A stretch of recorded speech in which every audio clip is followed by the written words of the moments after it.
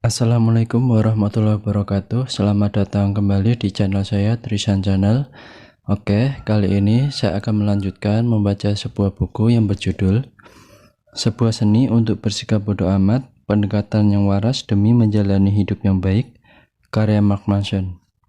Kali ini saya akan membacakan di bab 4 yang terdiri dari nilai penderitaan, bawang kesadaran diri, problem bintang rock, nilai-nilai sampah, menentukan nilai yang baik dan buruk. Oke, sebelum saya membaca, please subscribe, like, and komennya ya. Selamat mendengarkan. Nilai penderitaan.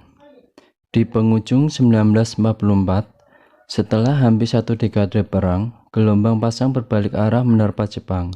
Perekonomian mereka sekarat, militer mereka tercerai-berai hampir di separuh Asia, dan wilayah pendudukan yang telah mereka menangkan di seluruh Pasifik sekarang bertumbangan seperti domino di bawah kaki tentara Amerika Serikat. Kekalahan sepertinya tidak terelakkan lagi. Pada 26 Desember 1944, Letnan II Hiro Onoda dari Angkatan Darat Kekaisaran Jepang diberangkatkan ke sebuah pulau kecil bernama Lubang di Filipina. Dia diperintahkan untuk sedapat mungkin memperlambat gerak Amerika Serikat, untuk bangkit dan melawan apapun taruhannya, dan untuk tidak pernah menyerah. Baik dia dan komandannya tahu bahwa pada intinya ini adalah sebuah misi bunuh diri. Pada Februari 1945, tentara Amerika mendarat di Lubang dan mengambil alih pulau dengan kekuatan militer yang begitu besar. Hanya dalam beberapa hari, sebagian besar tentara Jepang entah menyerah atau terbunuh, namun Onoda dan 3 orang dari pasukannya berhasil bersembunyi di pedalaman hutan. Dari sana mereka memulai sebuah gerakan perang gerilya melawan tentara Amerika Serikat dan penduduk setempat, menyerang jalur pasokan, menembaki tentara Amerika Serikat yang terpisah, dan mengusir kekuatan pasukan Amerika Serikat dengan cara apapun yang mereka bisa. Pada Agustus di tahun yang sama, setengah tahun kemudian Amerika Serikat menjatuhkan bom atom ke Hiroshima dan Nagasaki. Jepang menyerah, dan perang paling mematikan dalam sejarah manusia menemui akhir yang dramatis. Bagaimanapun juga, ribuan tentara Jepang masih terpencar di kepulauan Pasifik, dan sebagian besar, seperti Onoda, bersembunyi di hutan dan tidak menyadari kalau perang telah usai. Para pejuang yang masih bertahan ini terus berperang dan menjarah seperti sebelumnya.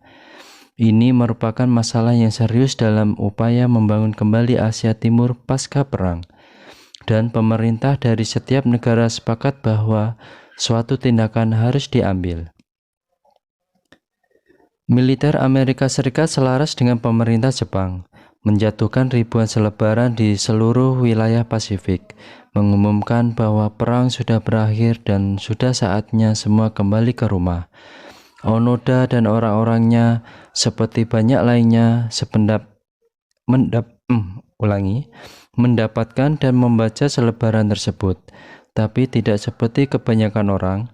Onoda berpendapat bahwa selebaran itu palsu, sebuah perangkap yang dibuat oleh tentara Amerika agar pejuang gerilya keluar dari sarangnya. Onoda membakar selebaran tersebut, kemudian dia dan orang-orangnya tetap bersembunyi dan meneruskan perjuangan mereka.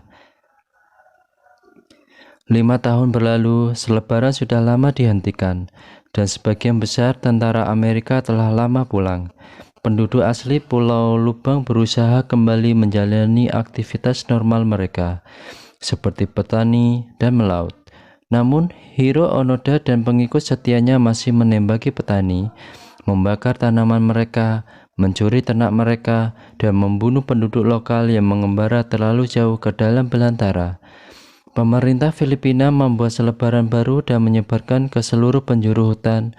"Keluarlah," kata mereka. "Perang sudah berakhir, kamu kalah." Tapi ini juga diabaikan. Tahun 1952, pemerintah Jepang mengambil langkah terakhir untuk menarik para prajurit yang masih bersembunyi di seluruh Pasifik. Kali ini, surat-surat dan foto-foto dari keluarga para prajurit yang hilang disebarkan dari udara. Berikut sepucuk pesan pribadi dari Kaisar sendiri. Sekali lagi, Onoda menolak untuk mempercayai kebenaran informasi tersebut. Sekali lagi, dia yakin bahwa itu hanya tipuan Amerika.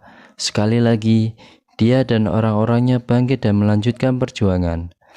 Tahun berganti tahun, dan penduduk Filipina yang telah diteror akhirnya dipersenjatai diri mereka dan mulai menyerang balik.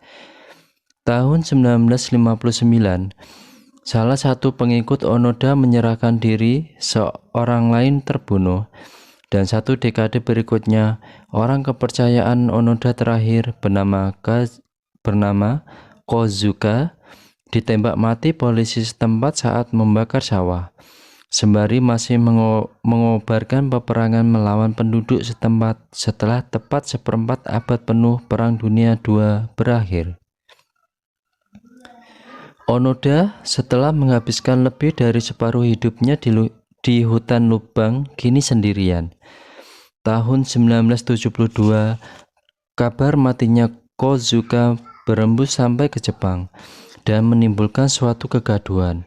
Orang-orang Jepang mengira sisa-sisa prajurit terakhir telah pulang dari perang beberapa tahun sebelumnya. Media Jepang mulai berspekulasi, jika Kozuka masih berada di lubang hingga 1972, kemungkinan Onoda sendiri, pejuang legendaris Jepang dari Perang Dunia Kedua, mungkin masih hidup juga. Tahun itu, baik pemerintah Jepang dan Filipina mengirimkan tim pencari untuk menemukan Letnan II yang masih menjadi teka-teki. Separuh mitos, separuh pahlawan, dan separuh hantu. Mereka gagal menemukannya. Setelah beberapa bulan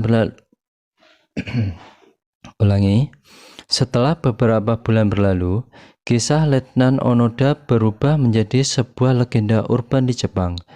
Pahlawan perang yang terdengar terlalu gila jika benar-benar ada. Banyak orang merindukannya, yang lain mengkritiknya, yang lain berpikir ia hanya bagian dari dongeng yang diciptakan oleh orang-orang yang masih ingin mempercayai kedikdayaan Jepang di masa perang yang telah lama hilang. Pada tahun-tahun itulah seorang pemuda bernama Norio Suzui pertama kali mendengar kisah tentang Onoda. Suzuki adalah seorang petualang, penjelajah, dan sedikit berjiwa hippie. Dilahirkan semasa perang usai. Dia putus sekolah dan menghabiskan 4 tahun menumpang kendaraan berkelana menjelajahi Asia Timur, Tengah, dan Afrika. Tidur di bangku taman, di mobil orang asing, di sel penjara, dan di bawah taburan bintang. Dia makan dengan upah bekerja di ladang pertanian dan mendonorkan darahnya demi tempat untuk bermalam. Dia adalah jiwa yang bebas dan mungkin agak sinting. Pada 1972, Suzuki membutuhkan petualangan lainnya. Sepulangnya ke Jepang, dia mendapati sebuah norma budaya yang kaku serta hierarki masyarakat yang mencekik.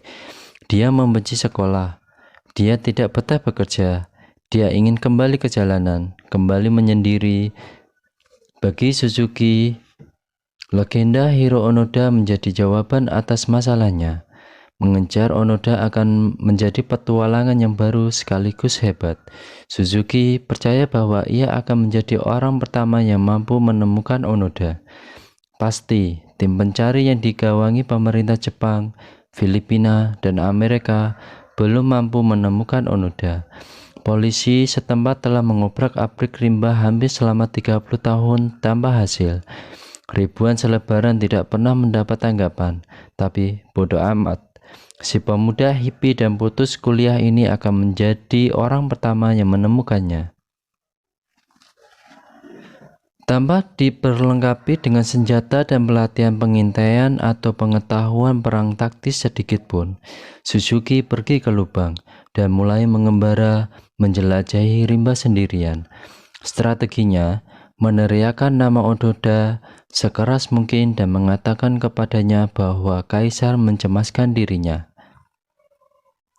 Dia menemukan Onoda dalam 4 hari. Bayangkan, Suzuki tinggal bersama Onoda di rimba selama beberapa lama. Onoda hidup sendirian lebih dari setahun, dan begitu ditemukan oleh Suzuki, dia menyambut baik dan sangat ingin tahu dengan apa yang telah terjadi di dunia luar dari seorang narasumber Jepang yang dapat dipercaya. Dua pria ini kemudian menjadi semacam teman baik. Suzuki bertanya kepada Onoda mengapa dia tetap bertahan dan berperang. Onoda menjawab alasannya sederhana, dia telah diberi perintah untuk jangan menyerah. Jadi dia pun bertahan. Hampir selama 30 tahun dia hanya mengikuti sebuah perintah. Sesederhana itu. Onoda kemudian bertanya kepada Suzuki mengapa seorang bocah hippie seperti dirinya datang untuk mencarinya. Suzuki menjawab bahwa dia meninggalkan Jepang untuk mencari 3 hal. Letnan Onoda, panda, dan yeti, dengan urusan sama persis. Dua pria telah dipertemukan dalam situasi yang paling ganjil. Dua petualangan yang bertekad baja mengejar visi kemenangan palsu, seperti Don Quixote dan Sancho Panza versi Jepang di kehidupan nyata. Terjebak bersama di rimba Filipina yang lembab, keduanya membayangkan diri mereka sebagai pahlawan. Meskipun keduanya menyendiri, tanpa melakukan apapun, Onoda telah mendedikasikan hampir seluruh hidupnya untuk sebuah perang melawan hantu.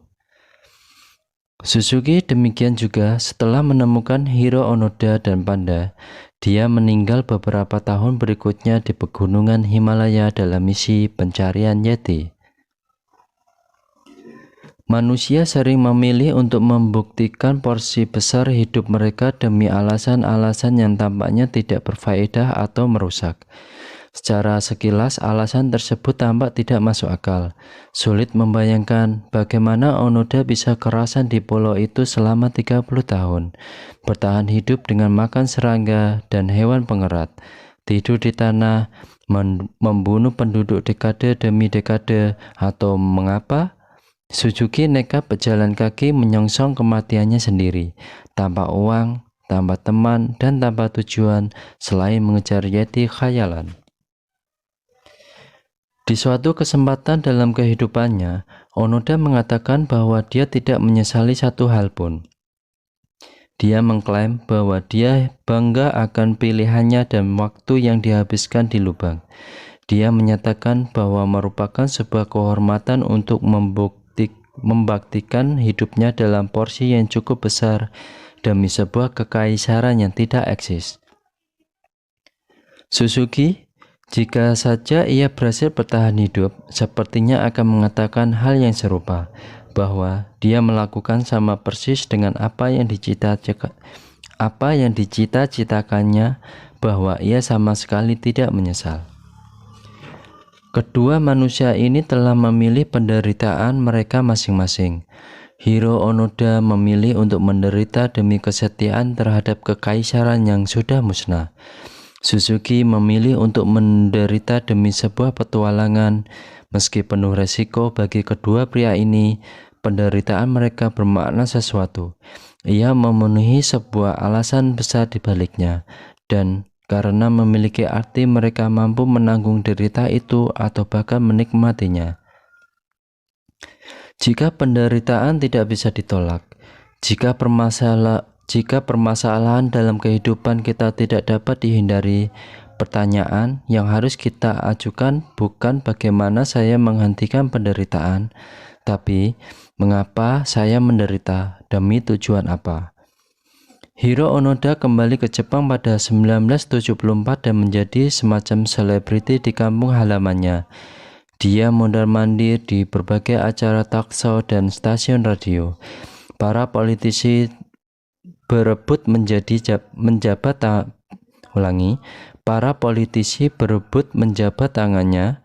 Dia meluncurkan sebuah buku dan bahkan dia ditawari uang dalam jumlah yang cukup besar oleh pemerintah.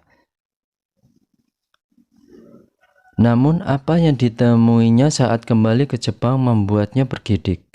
Sebuah budaya konsumtif, kapitalis, dan dangkal yang telah kehilangan semua tradisi, kehormatan, dan pengorbanan yang telah membesarkan generasinya.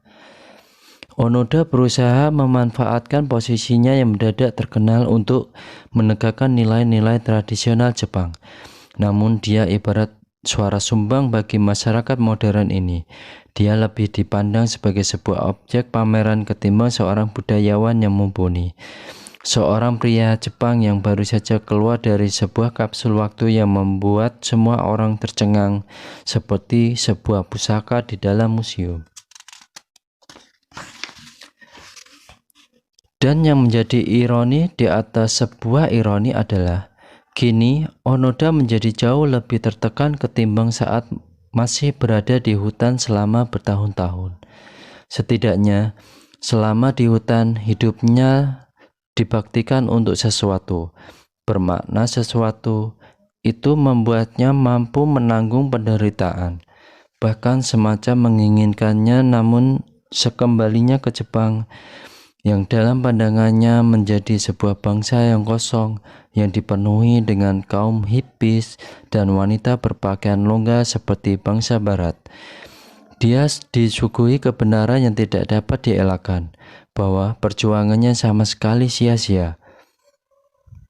Jepang yang telah ia hidupi dan ia perjuangkan selama itu tidak lagi ada, dan beban dari kenyataan ini telah menembus tubuh yang tidak pernah tersentuh peluru satupun itu, karena penderitaannya tidak berarti apapun. Tiba-tiba semua menjadi nyata dan terungkap. 30 tahun terbuang percuma, dan demikianlah pada 1980 Onoda berkemas dan pindah ke Brasil, tempat terakhir sebelum berpulang.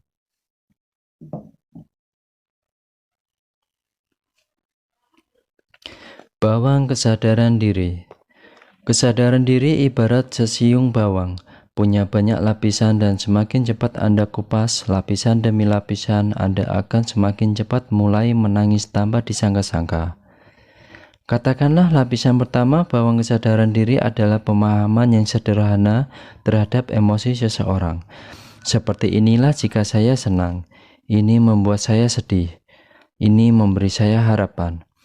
Sayangnya ada banyak orang yang payah bahkan di tingkat kesadaran diri yang sangat dasar ini.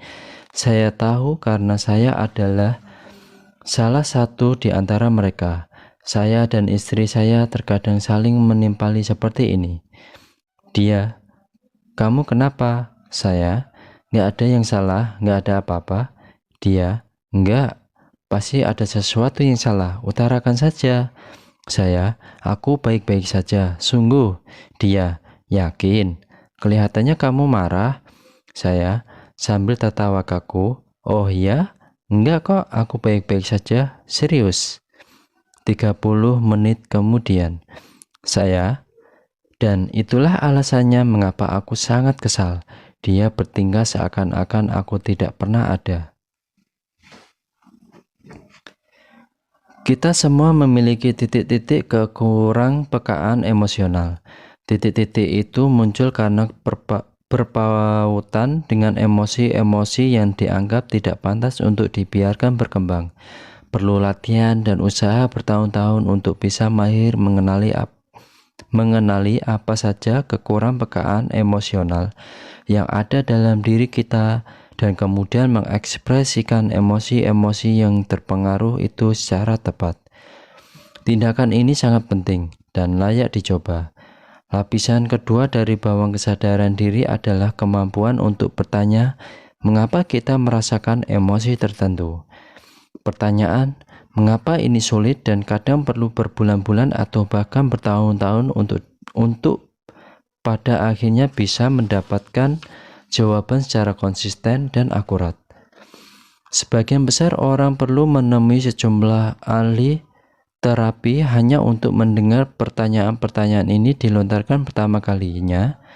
Pertanyaan itu penting karena memberi pencerahan akan apa yang kita anggap sebuah kesuksesan atau kegagalan. Mengapa Anda merasa marah? Apakah karena Anda gagal mencapai suatu sasaran? Mengapa Anda merasa lesu dan tidak bersemangat? Apakah karena Anda merasa tidak cukup andal? Lapisan pertanyaan ini membantu kita mengerti akar masalah dari emosi yang menguasai diri kita. Begitu kita memahami akar masalah tersebut, idealnya kita bisa melakukan sesuatu untuk mengubahnya. Namun, masih ada bahkan lebih dalam lapisan bawang kesadaran diri lainnya. Dan sialnya ini yang membuat kita berderai air mata. Lapisan ketiga itu adalah mengapa saya menganggap ini sebagai kesuksesan dan kegagalan. Bagaimana saya mengukur diri saya dengan standar apa saya menilai diri saya dan setiap orang di sekitar kita.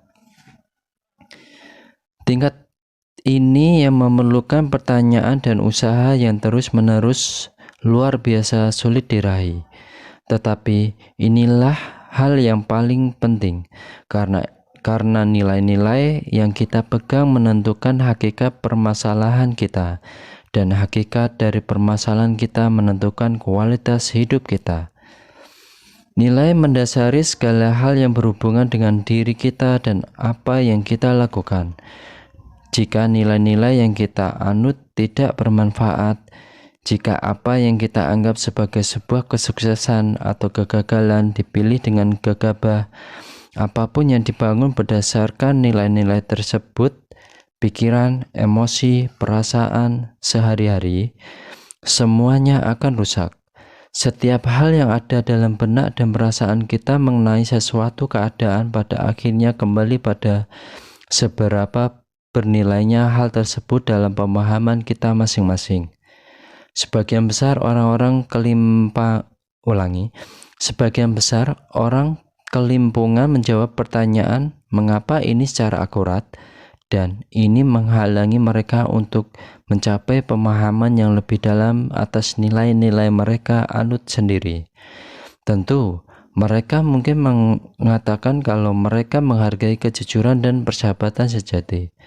Namun, kemudian mereka menikung dan menusuk Anda dari belakang demi membuat diri mereka sendiri merasa lebih baik.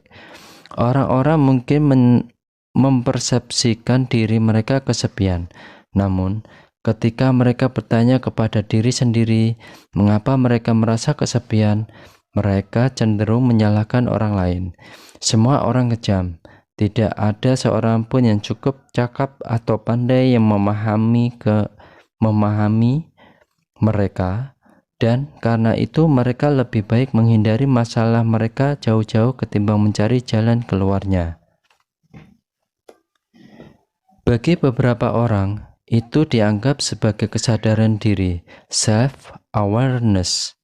Padahal andai mereka mampu menyelam lebih dalam lagi serta mencermati nilai-nilai yang ada di dasarnya, mereka akan menyadari bahwa analisis yang mereka lakukan itu didasarkan oleh hasrat untuk menghindari tanggung jawab atas masalah mereka sendiri, ketimbang secara akurat mengenali masalah tersebut. Mereka akan menyadari bahwa pilihan mereka hanya sekadar untuk mendapatkan sensasi kelegaan sesaat, bukannya melahirkan kebahagiaan yang sejati. Sebagian besar motivator juga mengabaikan lapisan kesadaran diri yang lebih dalam ini. Mereka menjadikan orang-orang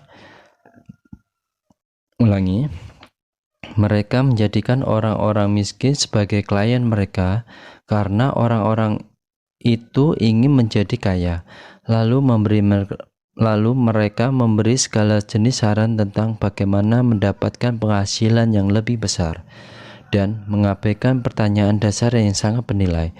Mengapa mereka menempatkan kebutuhan untuk menjadi kaya di urutan pertama? Bagaimana mereka mengukur kesuksesan atau kegagalan mereka sendiri? Bukankah sebenarnya ada nilai-nilai tertentu yang sangat mungkin menjadi akar masalah dari ketidakbahagiaan mereka, dan bukannya fakta bahwa mereka belum mengendarai Bentley? Banyak petuah di luar sana yang menggunakan pendekatan yang dangkal, yaitu hanya membuat orang-orang merasa baik dalam jangka pendek. Sementara sementara masalah jangka panjang yang sesungguhnya tidak pernah terselesaikan. Persepsi dan perasaan orang mungkin berubah, namun nilai pokok dan ukuran dari nilai tersebut tetap sama. Ini belum bisa disebut sebagai kemajuan yang sesungguhnya.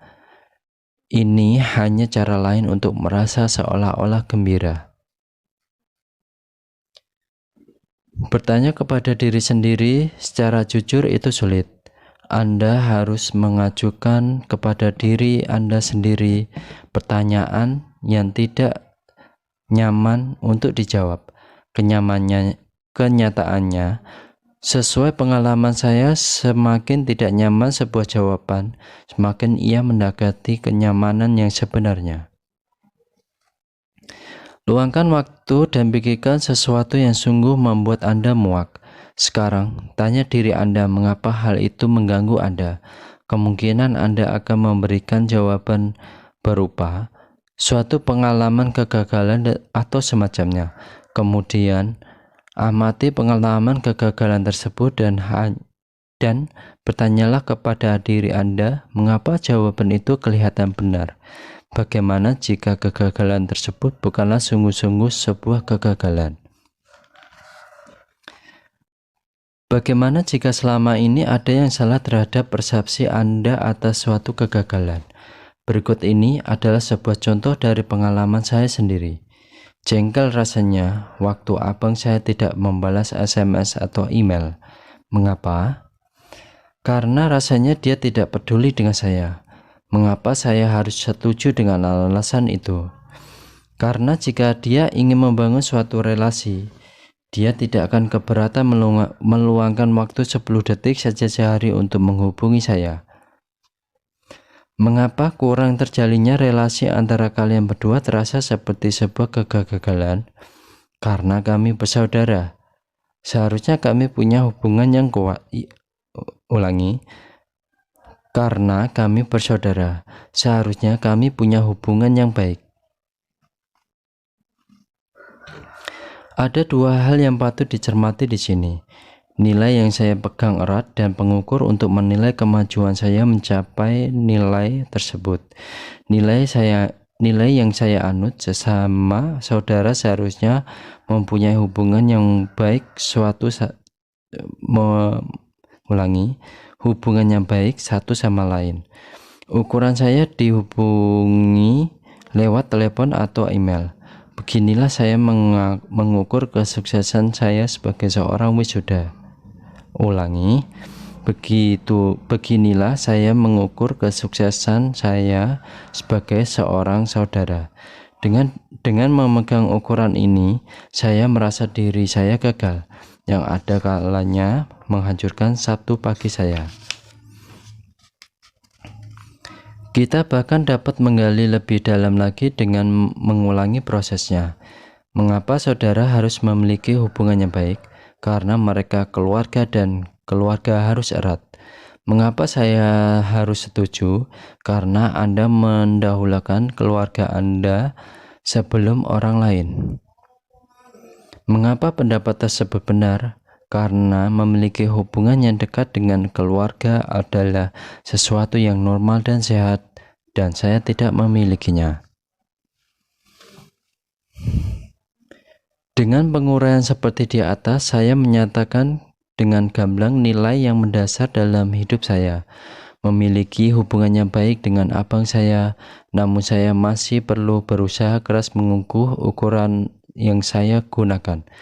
Saya telah mengganti labelnya menjadi kedekatan, namun itu tidak benar-benar mengubah apapun. Saya masih menilai persaudaraan saya berdasarkan seberapa sering melakukan kontak dan membandingkan diri saya menggunakan ukuran tersebut dengan orang lain yang saya kenal. Orang lain tampaknya memiliki sebuah hubungan yang hangat dan dengan anggota keluarga mereka. Namun saya tidak, tapi Jelas kalau ada sesuatu yang salah dengan saya. Tetapi, bagaimana jika saya memilih ukuran yang buruk untuk diri dan hidup saya? Adakah nilai yang luput dari perhatian saya? Well, barangkali saya tidak perlu dekat dengan saudara saya. Untuk bisa memiliki hubungan yang baik, yang saya anggap sebagai nilai itu, barangkali yang dibutuhkan hanyalah sikap saling menghargai, dan itulah yang selama ini terjadi. Atau mungkin saling percaya, dan itu juga mungkin ukuran-ukuran ini dengan menjadi alat penilaian persaudaraan yang lebih baik ketimbang berapa banyak SMS yang saling kami kirim. Ini jelas masuk akal, terasa berat. Ini jelas masuk akal, terasa benar setidaknya untuk saya. Tapi rasanya masih perih mengetahui kenyataan kalau saya dan saudara saya tidak dekat, dan tidak ada cara yang positif untuk menutup-nutupinya dengan menerima hal itu.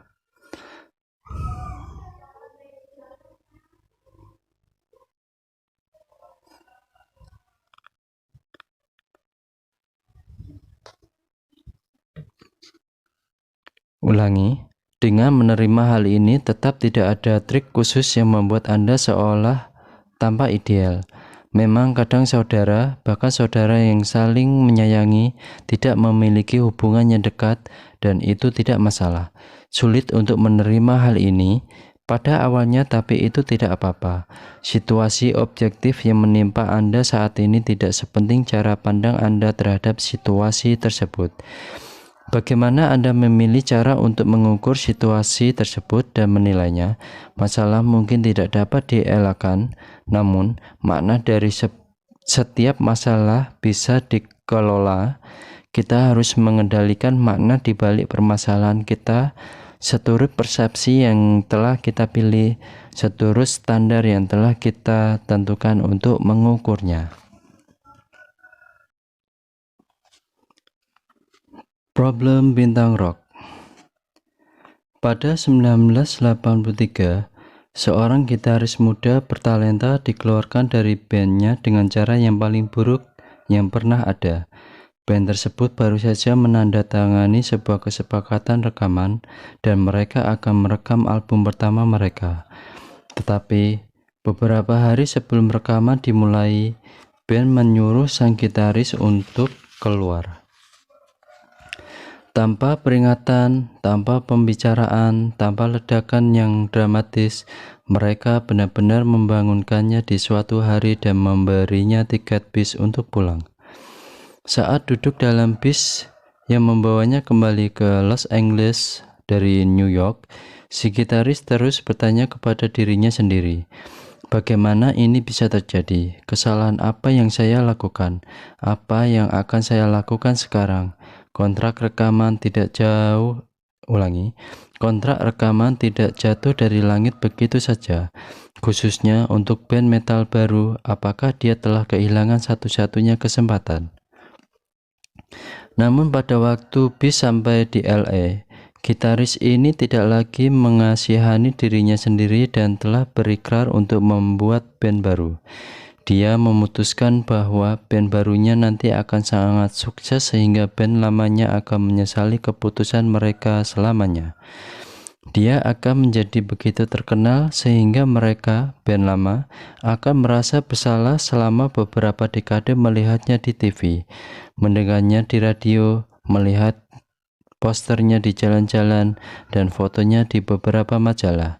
Mereka akan membalik burger di suatu tempat, naik mobil van dari sebuah panggung di klub murahan, menjadi gemuk dan mabuk-mabukan dengan istri-istri mereka yang buruk rupa, dan dia akan tampil di hadapan kerumunan penonton stadion yang disiarkan langsung di televisi. Dia akan mandi dengan air mata orang-orang yang mengkhianatinya, dan setiap tetes air mata itu akan dihapus dengan lembaran $100 yang bersih baru dicetak. Demikianlah sang gitaris bekerja keras seakan dirasuki setan musik. Dia menghabiskan waktu berbulan-bulan untuk merekrut musisi terbaik yang bisa ia temukan. Pemusik yang jauh lebih baik daripada rekan-rekan bandnya terdahulu. Dia menulis puluhan lagu dan berlatih dengan tekun. Dia memanfaatkan kemarahan menjadi bahan bakar ambisinya. Balas dendam menjadi permenungannya. Setelah beberapa tahun, band barunya berhasil menandatangani sebuah kesepakatan rekaman mereka sendiri. Dan setahun setelah itu, rekaman pertama mereka diluncurkan ke pasaran. Nama gitaris itu adalah Dave Mustaine. Dan band baru yang dibentuknya itu adalah band heavy metal yang legendaris, Megadeth. Megadeth tercatat berhasil menjual lebih dari 25 juta album dan menggelar banyak tur dunia. Sekarang ini, Mustaine dianggap sebagai salah satu musisi yang paling brilian dan berpengaruh dalam sejarah musik heavy metal. Sungguh malang, band yang mendepak bokongnya adalah Metallica, yang telah menjual lebih dari 180 juta album di seluruh dunia. Metallica adalah salah satu band rock terbesar sepanjang masa, dan karena kenyataan ini, dalam sebuah wawancara pribadi yang cukup jarang di 2003, Mustaine yang berlinang air mata mengakui kalau dia masih saja menganggap dirinya sebagai sebuah kegagalan. Di luar semua pencapaiannya yang mengagumkan Di luar semua pencapaiannya yang mengagumkan, dalam benaknya akan selalu terngiang kalau dia adalah orang yang ditendang keluar dari Metallica. Kita adalah kera. Kita menyangka kita semua sontak menjadi luar biasa setelah menggunakan oven pemanggang dan memakai sepatu produk dari perancang tertentu.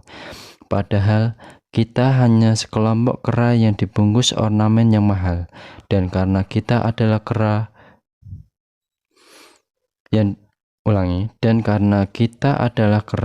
secara naluriah kita mengukur diri kita sendiri dengan berpatokan pada orang lain.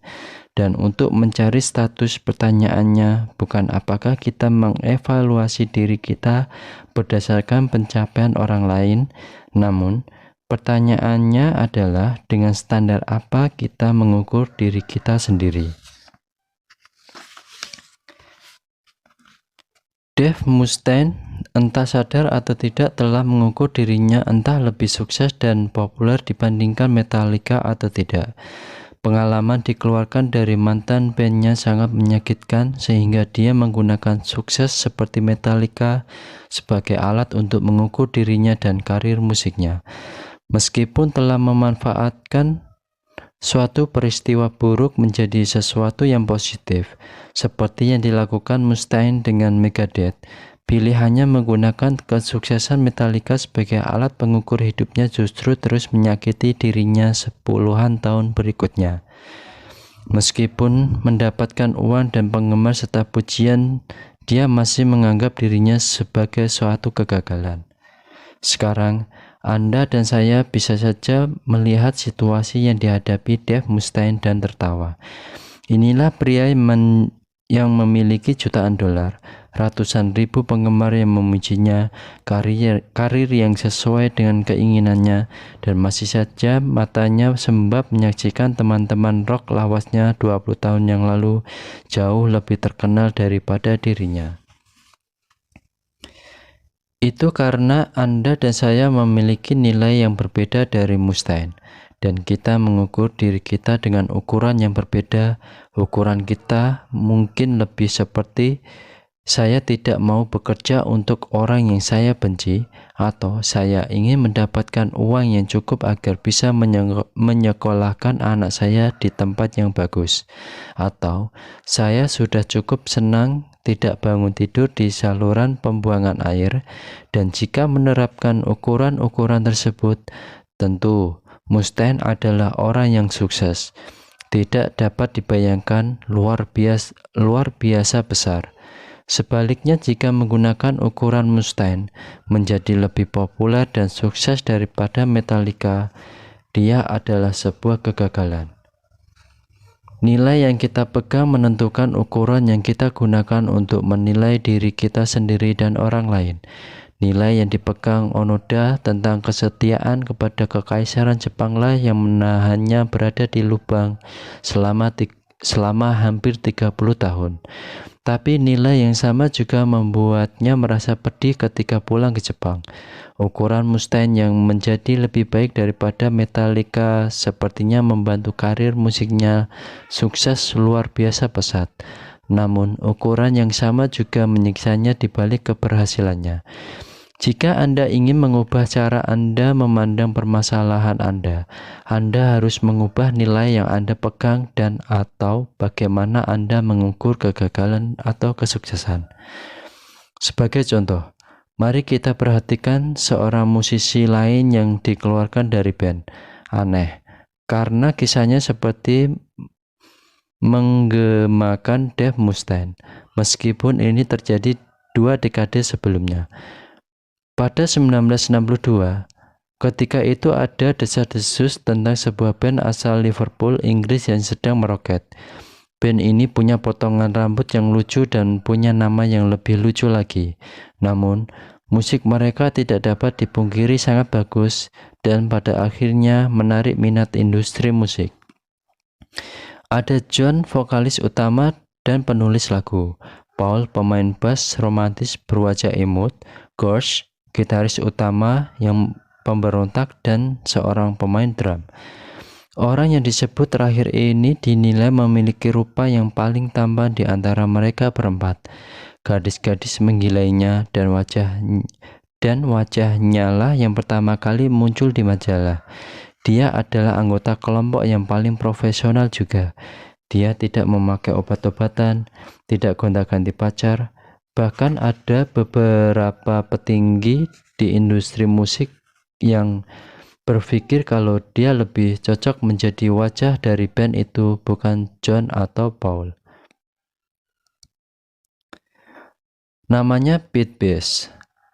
Dan di 1962, setelah mendapatkan kontrak rekaman yang pertama, mereka 3 anggota Beatles lainnya diam-diam bersekongkol dan memaksa manajer mereka, Brian Epstein, untuk memecat Pete. Epstein menentang keputusan itu. Dia menyukai Pete, jadi dia mengabaikan permintaan mereka, berharap 3 orang ini akan berubah pikiran. Beberapa bulan kemudian, hanya 3 hari sebelum rekaman pertama mereka mulai, Epstein akhirnya memanggil Best ke kantornya. Di sana sang manajer secara tidak resmi memintanya untuk keluar dan mencari band lain. Dia tidak memberi alasan apapun, penjelasan apapun, ataupun ungkapan rasa kehilangan, hanya berkata kepadanya bahwa anggota band lain ingin dia keluar dari grup. Jadi, ya, sampai jumpa, semoga sukses. Sebagai penggantinya, band merekrut seorang pria eksentrik bernama Ringo Starr. Ringo lebih tua dan memiliki hidung lucu yang besar. Ringo setuju untuk memiliki potongan rambut yang sama jeleknya seperti John, Paul, dan George, dan bersikeras agar mereka menulis lagu tentang gurita-gurita dan kapal selam. Yang lain berkata, "Oh, silakan, bodoh amat, tulis saja, mengapa tidak?" 6 bulan setelah Best dipecat, Beatlemania meledak, membuat John, Paul, George, dan Ringo bisa dikatakan menjadi 4 wajah yang paling terkenal di seantero planet. Sementara itu, Best, seperti yang dapat kita pahami, jatuh ke dalam sebuah depresi yang dalam dan menghabiskan waktunya melakukan apa yang akan diperbuat kebanyakan orang Inggris jika dalam masalah, yaitu minum. Tahun 60-an bukan tahun yang bersahabat untuk Pete Best. Di 1965, dia menuntut 2 anggota Beatles atas tuduhan pemfitnahan dan semua proyek musiknya gagal secara mengenaskan. Di 1968, dia berusaha bunuh diri, hanya mau bicara dengan ibunya. Hidupnya seolah tinggal puing-puing. Tetapi Bess tidak punya kisah titik balik layaknya Dave Mustaine. Dia tidak pernah menjadi superstar dunia atau menghasilkan jutaan dolar. Namun di banyak hal, Bess menghabiskan hidupnya dengan cara yang lebih baik daripada Mustaine. Dalam sebuah wawancara pada 1994, Bess mengatakan, "Saya lebih bahagia sekarang dibanding jika saya masih bertahan di Beatles." Sinting. Bess menjelaskan kalau situasi pemecatan dirinya dari Beatles pada akhirnya menuntun dia untuk bertemu dengan istrinya, dan kemudian pernikahannya membawanya menjadi seorang ayah. Nilai-nilainya berubah. Dia mulai mengukur hidupnya secara berbeda. Ketenaran dan nama besar akan sangat menyenangkan, tentu saja. Namun dia memutuskan bahwa apa yang telah dimilikinya sekarang jauh lebih berharga. Sebuah keluarga yang hangat dan penuh cinta, pernikahan yang stabil, hidup yang sederhana. Dia bahkan masih sempat bermain drum berkeliling Eropa dan merekam banyak album hingga 2000-an. Jadi, apa yang sebenarnya hilang? Hanya perhatian yang besar dan sanjungan, sedangkan apa yang telah diraihnya jauh lebih berarti untuknya. Dua kisah di atas menunjukkan suatu nilai dan ukuran. Yang satu bisa lebih baik daripada yang lain. Yang satu mengarah pada permasalahan ringan yang mungkin rutin tapi mudah diselesaikan. Yang lain menuntun pada masalah berat yang sulit diatasi. Nilai-nilai sampah. Ada sejumlah nilai umum yang menciptakan masalah yang sangat-sangat buruk bagi banyak orang. Problem yang nyaris tak mungkin dipecahkan. Jadi, mari kita lihat sekilas apa saja itu. 1. Kenikmatan. Kenikmatan itu memang menyenangkan, namun ini adalah satu nilai yang menakutkan jika dijadikan prioritas dalam kehidupan Anda. Tanya pecandu narkoba manapun, bagaimana pencarian akan kenikmatan berhasil berbalik arah? Tanya tukang selingkuh yang menelantarkan keluarga dan kehilangan anaknya, apakah kenikmatan pada akhirnya membuatnya bahagia? Tanya pria yang tidak bisa berhenti makan sampai nyawanya nyaris melayang, apakah kenikmatan menolongnya keluar dari masalah? Kenikmatan adalah Tuhan palsu. Penelitian menunjukkan kalau orang-orang yang memfokuskan energi mereka pada kenikmatan akan berakhir lebih cemas, lebih tidak stabil secara emosional, dan lebih tertekan. Kenikmatan adalah bentuk kepuasan hidup yang paling dangkal, dan karena ini sangat mudah diraih dan sangat mudah hilang. Meskipun demikian, kenikmatan adalah komoditas yang dipasarkan kepada kita 24 jam sehari atau 7 hari seminggu. Ini yang membuat kita terpaku. Ini yang membuat kita seperti mati rasa dan mengalihkan perhatian kita. Namun, kenikmatan meskipun penting dalam kehidupan dan memegang penting secara esensial tidaklah mencukupi. Berbicara mengenai kebahagiaan, kenikmatan bukanlah sebab, melainkan akibat. Jika Anda melakukan hal-hal yang lain dengan benar, nilai dan ukuran lain, kenikmatan akan secara alami muncul sebagai hasilnya. 2. Kesuksesan material. Banyak orang mengukur martabat mereka berdasarkan pada seberapa besar penghasilan mereka atau mobil jenis apa yang mereka kendarai, atau apakah rumput di halaman mereka lebih hijau dan indah daripada milik tetangga sebelah. Penelitian menunjukkan bahwa begitu seseorang mampu memenuhi kebutuhan dasar mereka seperti sandang, pangan, papan, dan seterusnya, korelasi antara kebahagiaan dan kesuksesan duniawi mendekati nol. Jadi, jika Anda sedang kelaparan dan hidup di jalanan India, pendapatan $10.000 setahun akan memberikan pengaruh yang sangat besar untuk Anda.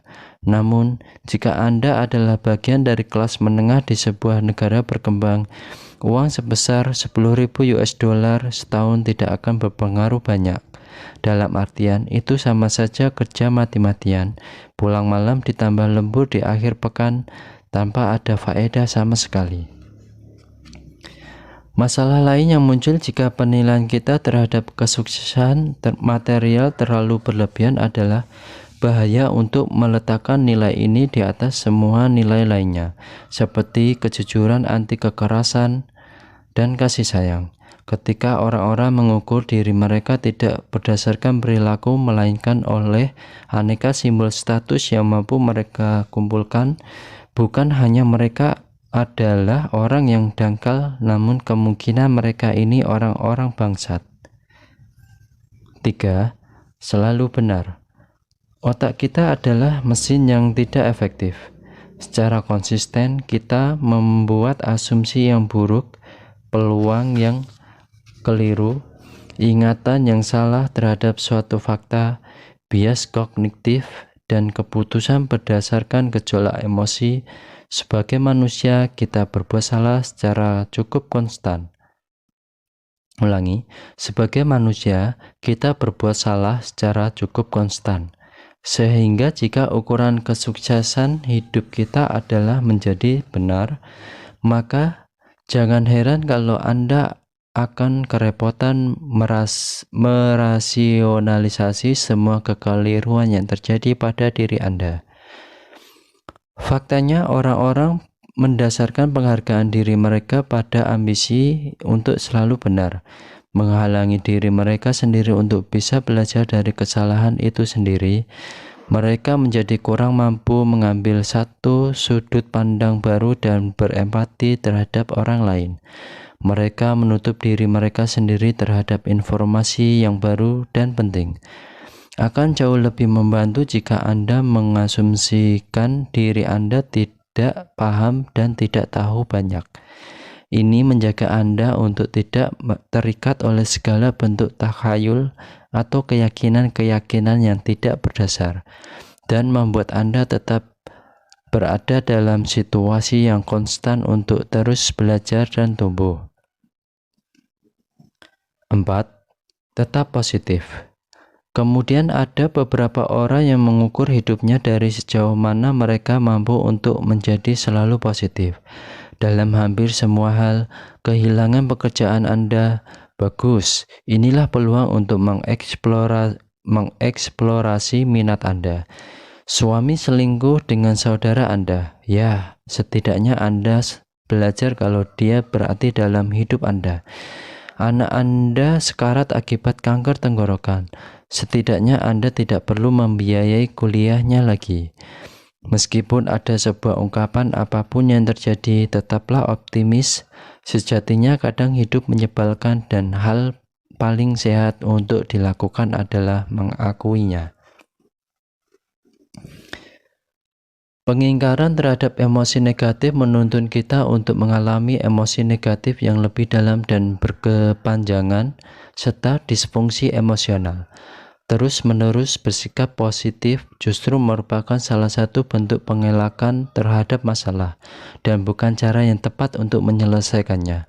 Masalah-masalah yang boleh jadi justru menguatkan dan memotivasi Anda, seandainya Anda bisa memilih nilai dan ukuran yang benar.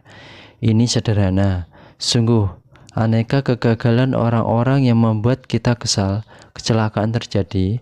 Hal-hal itu membuat kita merasa buruk, dan itu tidak apa-apa. Emosi negatif adalah satu komponen kesehatan emosional yang harus ada.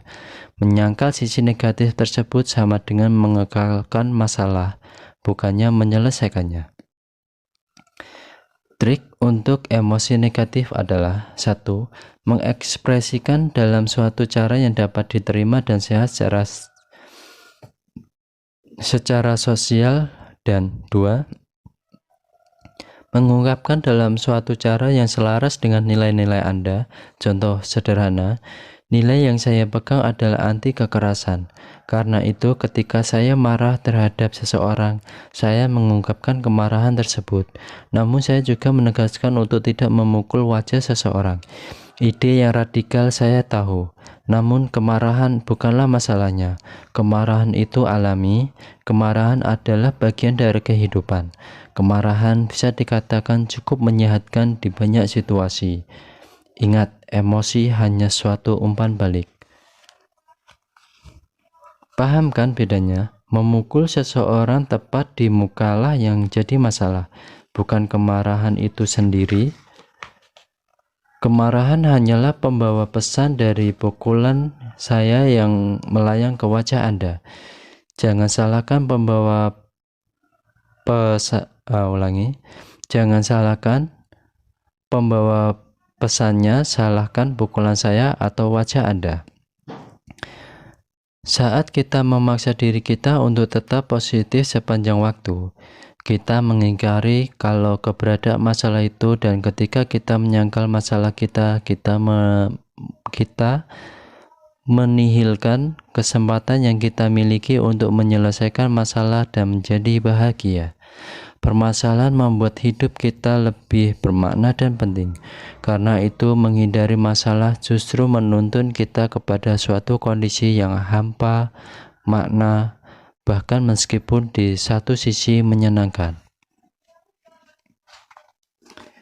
Secara jangka panjang, menuntaskan maraton membuat kita lebih bahagia ketimbang menyantap kue coklat. Membesarkan anak membuat kita lebih bahagia daripada menenangkan video game. Memulai suatu bisnis kecil dengan teman-teman dan perjuangan untuk mencapai kesuksesan membuat kita lebih bahagia daripada membeli sebuah komputer baru. Kegiatan-kegiatan tersebut membuat stres, sulit, dan seringkali tidak menyenangkan. Itu juga menuntut kita untuk mampu bertahan, mengatasi masalah demi masalah. Namun akan ada momen yang paling bermakna dan menggembirakan yang kita rasakan. Itu merupakan campuran rasa sakit, jerih payah, bahkan kemarahan dan putus asa. Namun begitu itu semua terlewati, saat menengok ke belakang kita akan bercerita ke anak cucu kita dengan penuh haru. Seperti yang pernah disampaikan Freud, suatu hari ketika kita mengingat masa lalu, tahun-tahun yang penuh jerih payah akan berubah menjadi yang tahun-tahun yang paling indah. Inilah mengapa nilai-nilai ini, kenikmatan, kesuksesan material, selalu benar, tetap positif, merupakan idealisme yang buruk bagi kehidupan seseorang. Karena sebagai momen-momen besar manusia tidak menyenangkan, tidak sukses, tidak dikenal, dan tidak positif. Intinya, pastikan Anda telah mencengkram beberapa nilai dan ukuran yang baik terlebih dahulu. Maka secara alami kenikmatan dan kesuksesan akan muncul sebagai hasilnya. Hal-hal itu merupakan efek samping dari nilai-nilai yang baik. Secara substansial, hal-hal tersebut hanyalah kenikmatan yang hampa. Menentukan nilai yang baik dan buruk.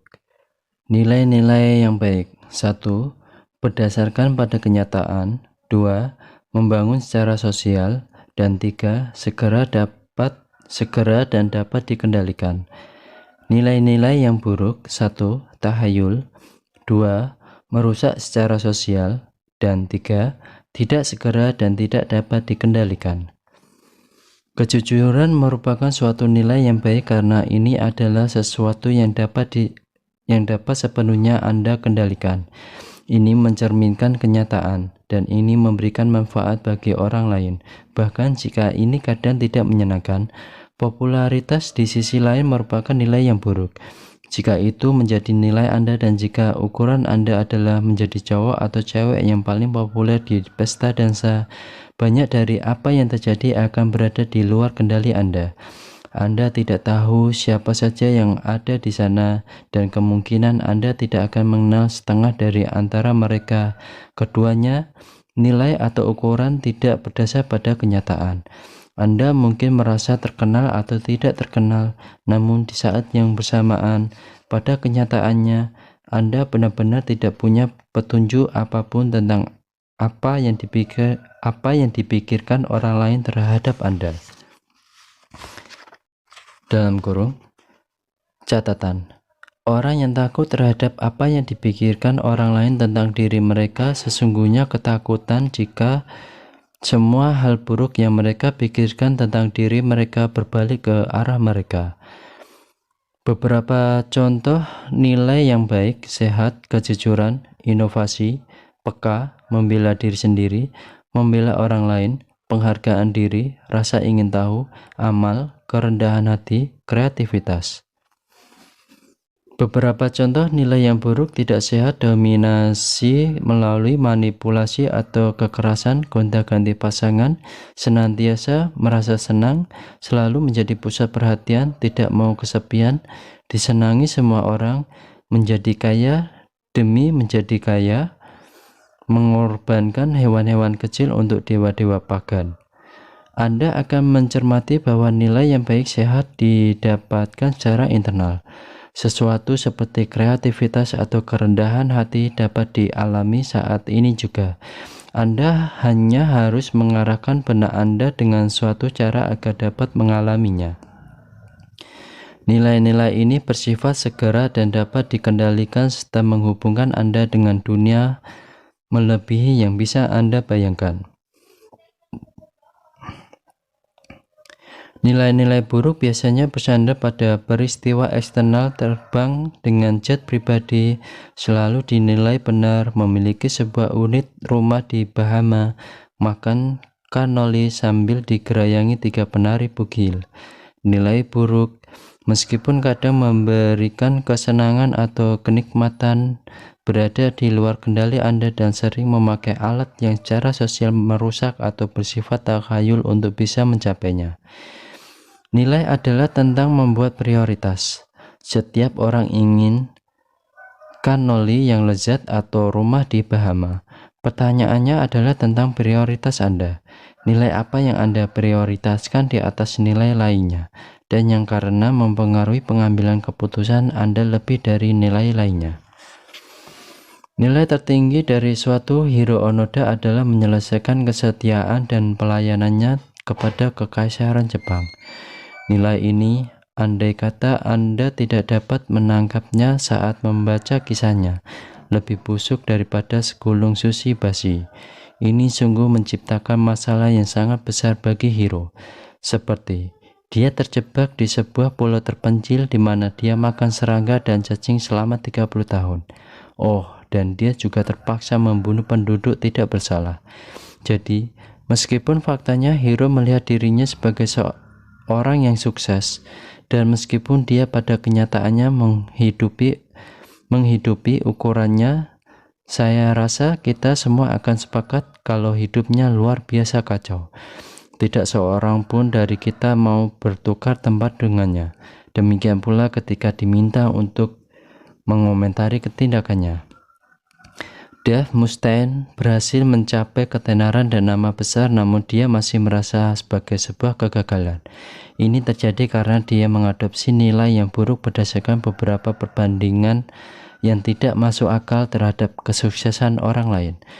Nilai ini memberinya masalah-masalah buruk.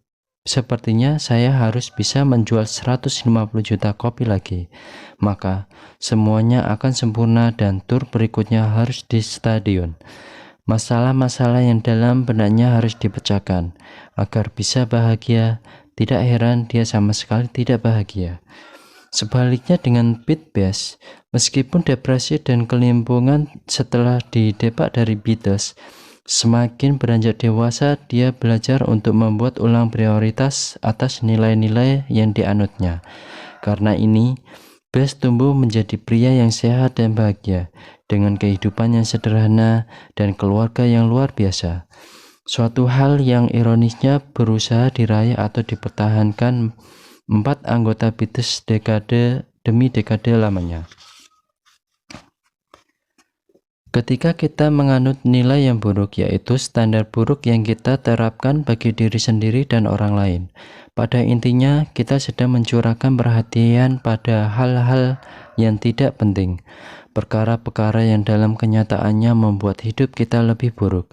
Tetapi jika kita memilih nilai yang lebih baik, kita mampu mengarahkan kepedulian kita terhadap hal-hal yang lebih baik, kepada hal-hal yang berarti, hal-hal yang meningkatkan kesejahteraan secara lahir batin dan memunculkan kebahagiaan, kenikmatan, dan kesuksesan sebagai efek sampingnya.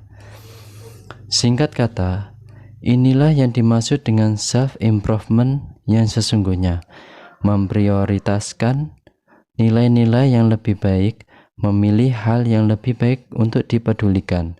Karena ketika Anda peduli pada hal yang lebih baik, Anda akan mendapatkan masalah yang lebih baik. Dan ketika Anda mendapat masalah yang lebih baik, Anda menjalani kehidupan yang lebih baik pula. Beberapa bab ke belakang akan khusus mengulas 5 nilai rasional yang saya yakini sebagai nilai yang paling bermanfaat untuk diterapkan. Kelimanya mengikuti hukum kebalikan yang telah kita bicarakan sebelumnya yang berkesan negatif. Semua itu menuntut kita untuk berkonfrontasi dengan masalah secara lebih mendalam dan bukan menghindarinya. 5 hukum ini selain tidak biasa juga tidak membuat nyaman, tetapi bagi saya itu semua mengubah kehidupan. Pertama, yang akan kita lihat di bab selanjutnya adalah bentuk tanggung jawab yang radikal. Bertanggung jawab untuk semua hal yang terjadi dalam kehidupan Anda, entah itu salah siapa. Kedua adalah ketidakpastian, mengakui ketidakpedulian Anda dan pengolahan rasa ragu yang terus terjadi atas keyakinan diri Anda sendiri. Berikutnya adalah kegagalan, kehendak untuk menemukan kesalahan dan cacat Anda sendiri sehingga itu bisa diperbaiki. Keempat adalah penolakan, kemampuan untuk mengatakan atau mendengar kata tidak, yang secara jelas menentukan apa yang akan Anda terima atau tolak dalam kehidupan Anda. Nilai terakhir adalah perenungan tentang kematian seseorang. Yang satu ini krusial, karena dengan bersikap waspada terhadap kematian, ini mungkin menjadi satu-satunya cara yang dapat dilakukan untuk membuat semua nilai kita tetap berada dalam sudut pandang yang tepat. Demikian telah saya bacakan di bab 4. Jangan lupa